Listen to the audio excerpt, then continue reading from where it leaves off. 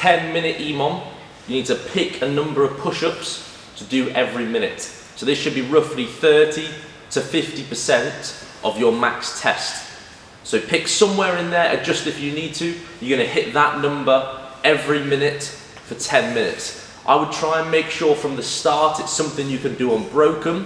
What you don't want to do is from the very first set be doing 2 reps, pacing it out so it takes up the whole minute. You want to try and get good quality reps out, but finish them nice and smooth so you have a chunk of rest at the end of each minute, rather than you kind of spreading the workout over the minute and it's continuous push-ups. 10 minutes every minute on the minute.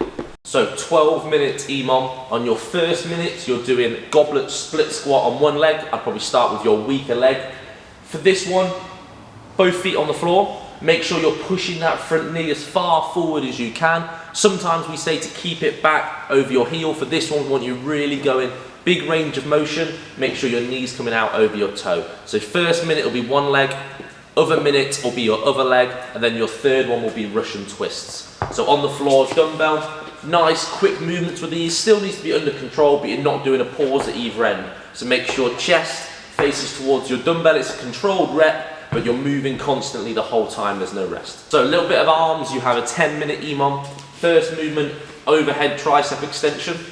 So you can stand like Jack's doing now, making sure good range of motion, something you can control. Jack doesn't want to be arching his back too much, so keep your core tight. Make sure it's controlled in as much of a straight line as you can. On your other minute, or other reps, sorry, you're doing 10 to 15 of the overhead, and then you're doing 10 to 15 of your curls as well in that crush grip. Same thing as normal, elbows pinched in, should be nice and controlled movement, constant movement, no rest at either end. So first movement, cyclist squats, so that's that heel elevated squat. Find something appropriate for you, wants to be a couple of inches, heels are up, which should allow your knees to go forward a little bit more, and you're keeping your torso really upright. So as you can see here with Jack, heads up, eyes forward, imagine you're sliding your back up and down the wall, so torso as upright as possible. A little bit of that elevation of the heels, and make sure your knees can go out and over your toes as well. Dumbbell in goblet position.